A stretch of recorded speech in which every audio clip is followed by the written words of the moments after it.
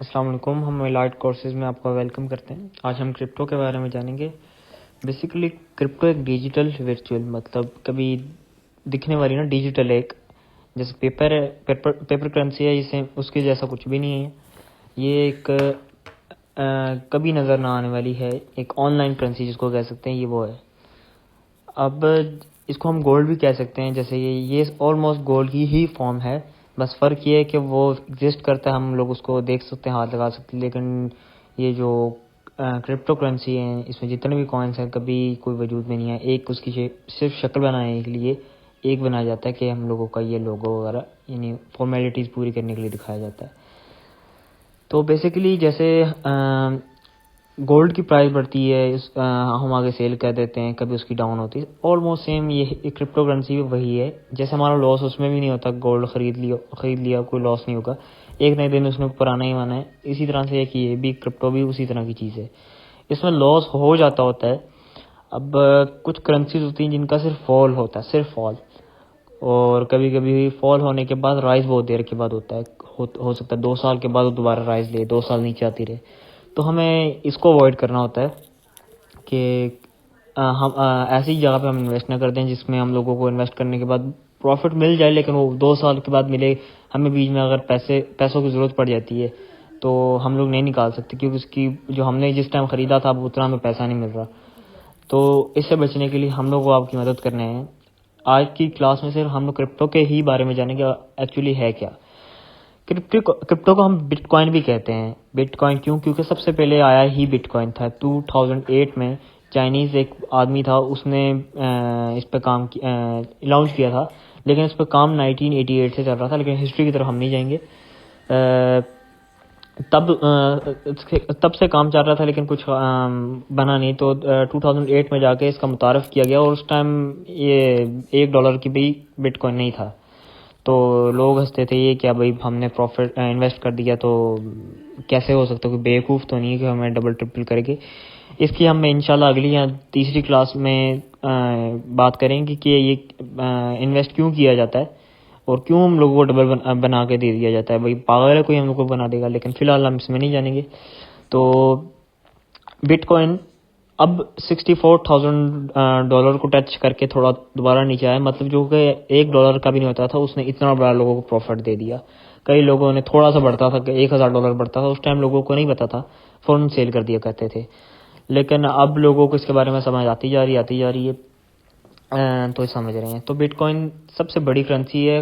اگر آپ کے سامنے کوئی بٹ کوائن کا کہے گا نا تو وہ اس کا مطلب وہ پوری کرنسی کی بات کرے. ڈوج کوائن ہو گیا، ETC ہو گیا، ایتھیریم ہو گیا، ریپل ہو گیا، جتنے بھی ہیں اس کی بات کر رہا ہوگا. تو اگر آپ کو کوئی کرپٹو کرنسی کا کہتا ہے تو اس کا مطلب وہ ساری بٹ کوائن کا بات کر رہا ہے. تو اب ہم جانتے ہیں کہ اس کی ہم کتنا سیکیور ہیں اس میں. اگر ہم کرپٹو کرنسی میں آتا ہے گولڈ تو چوری ہو جاتا ہے. اس کو بھی سیکیور کرنے کے 2 طریقے ہیں. ایک بہت مہنگا طریقہ ہے جس کو کہتے ہیں ہاٹ اینڈ کولڈ سیکیور. اب ہاٹ میں مطلب یعنی کہ آپ ایک پرچی بنا دی جاتی کہ اتنا سا آپ کے پاس ہے، وہ آپ نے سیو کر کے رکھنی ہے، لیکن اس کا پیسہ لگتا ہے. ایک ہوتا ہے والیٹ، آپ کوئی بھی ایپ وغیرہ کر کے رکھ لیں تو اس میں آپ کا سیف رہتا ہوتا ہے، لیکن اتنا سیکیور نہیں ہے. کچھ لمیٹڈ اماؤنٹ ہوتی ہے وہاں، تب تک سیکیور رہتی ہے. اس کے آگے پھر ہیک تو نہیں ہو سکتی کوئی چوری وغیرہ، یہ ہم لوگوں نے دیکھنا ہے اس بارے میں. اس کی چوری کے چانسز بھی آلموسٹ نہیں ہیں، آلموسٹ نہیں بلکہ نہیں ہے، ہو ہی نہیں سکتی چوری، کیونکہ یہ ایک ہے بلاک چین نیٹ ورک. اب اس میں ایسا ہوتا ہے کہ ایک بٹ کوائن ہوتا ہے، ایک باکس ہوتا ہے، سوری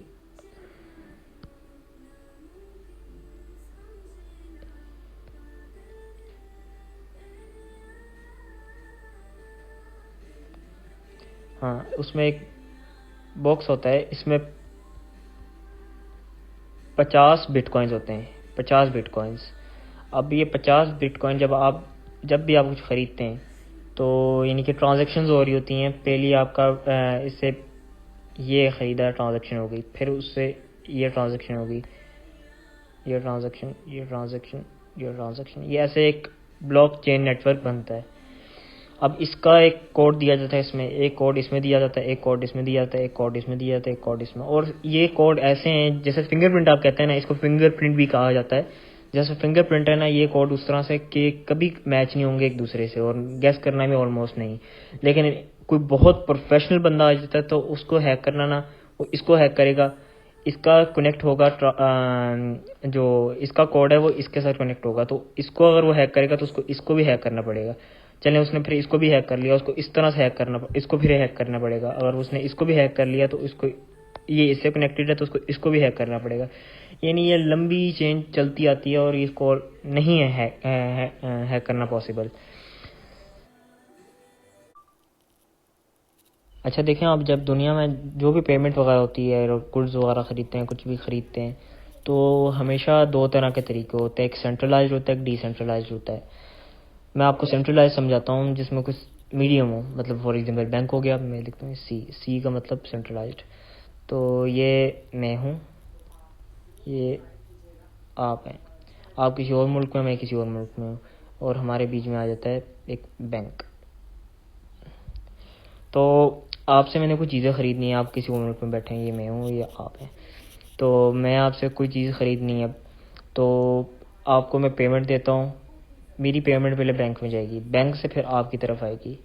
تو اس نے جو بینک نے اس کو پتا ہوگا، آپ سے سوال کرے گی آپ کی انکم کیسے آئی، آپ اس کا ٹیکس دیں، آپ نے کیسے کمایا، کیا کیا آپ کا، یعنی ٹیکس، کسٹم ڈیوٹیز آپ کو سب کچھ کٹ کرے گی. پھر یہ کٹ کرنے کے بعد پیمنٹ اس کو ملے گی. پیمنٹ لینے کے بعد ہمیں گڈس دے گا. یعنی کہ درمیان میں یہ مصیبت آ گئی بینک اپنا فائدہ سوچنے کے لیے. تو ادھر ہم لوگوں کی جو پیمنٹ ایکسٹرا ہو جاتی ہے اور نقصان بھی ہو جاتا ہے. اس کو بھی اپنا پروفٹ جتنا سے لینا چاہتا تھا وہ بھی کبھی کبھی کم مل جاتا ہوتا ہے، کیونکہ وہ زیادہ پیمنٹ کرے گا، مانگے گا، تو بینک کی وجہ سے وہ اس کا جو سامان ہے وہ الٹا زیادہ مہنگا ہو جائے، وہ کوئی خریدے گا نہیں. اب ہو جاتا ہے ایک ڈی سینٹرلائزڈ، جیسے فار ایگزامپل کرپٹو. اب یہ میں ہوں، یہ آپ ہیں. میں نے بھائی آپ سے خریدنے ہیں بٹ کوائن. میں ڈائریکٹ آپ کو پیسے دوں گا، آپ نے مجھے بٹ کوائن دے دینے. تو یہ ہو گئی ڈی سینٹرلائز، یعنی کوئی میڈیم نہیں، ہم ڈائریکٹ ایک دوسرے سے رابطہ کرتے ہیں. اب بیچ میں آ جاتی ہے بات اللیگل کی.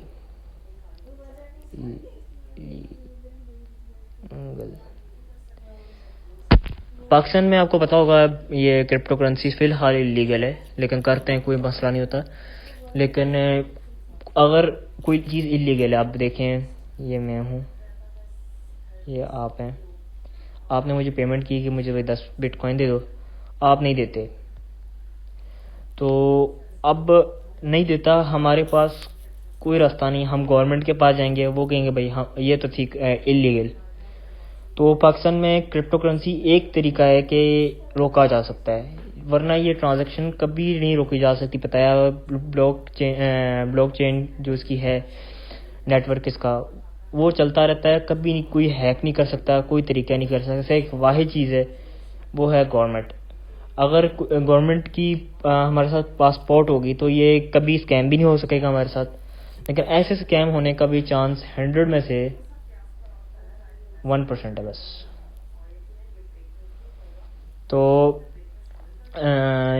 اور کوئی چیز اس کو روک نہیں سکتی، صرف ایک گورنمنٹ کی یہ اللیگل کہیں بین ہے تو روکا جا سکتا ہے. لیکن بہت کم اسکیم ہوتے ہیں، کوئی ایسا نہیں کرتا، کیونکہ آگے ایپس نے بھی اپنی ذمہ داری لی ہوتی ہے. اگر دھوکا ہو جائے پھر وہ ہمارا ادھر ہی کیس سالو کر دیتے ہوتے ہیں. بائننس میں اگر کوئی بندہ آپ کو ٹائم پہ صرف 15 منٹ آپ کو دیے جاتے ہیں پیمنٹ کرنے کے، اس کو 15 منٹ دیے جاتے ہیں پیمنٹ کرنے کے، اور ٹائم پورا ہو گیا پھر وہ پیمنٹ اس نے، اگر آپ نے اس سے USDT یا بٹ کوائن کچھ خریدتے ہیں، اس نے آپ کو 15 منٹ کے اندر نہیں دی تو آپ کا آرڈر فی الحال کینسل ہو جائے گا.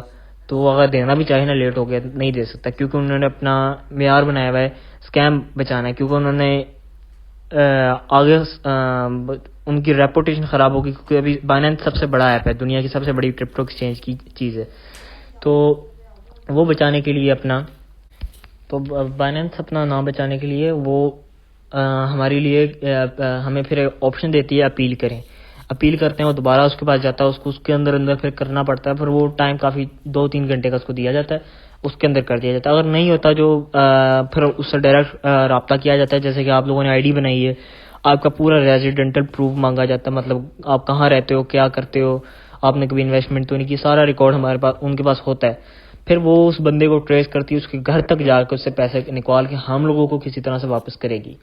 بائننس ہی ہے. لیکن پھر بہت بڑے بڑے اسکیم ہوتے ہیں اور بہت پروفیشنل بندہ ہے، پھر ہم لوگوں کو گورنمنٹ کی سپورٹ نہیں ہوتی اور ضرورت ویسے نہیں پڑتی ہے. اور اسکیم بھی ان کے ساتھ ہوتا ہے جو بڑی بڑی انویسٹمنٹ کرتے ہیں $1,00,000 کی. تو فی الحال ہم جیسے جو ابھی فی الحال چھوٹے چھوٹے انویسٹرز ہیں، ہم لوگوں کو کوئی پرابلم نہیں ہے. انشاءاللہ ہم بھی بڑھیں گے آگے، لیکن فی الحال چھوٹے چھوٹے سے ہم سب سٹارٹ کرتے ہیں. تو آج کے لیے ہم صرف یہی سیکھ رہے ہیں کہ کرپٹو اصل میں ہے کیا اور اس کی فائدے کیا ہیں اور نقصانات کیا ہیں.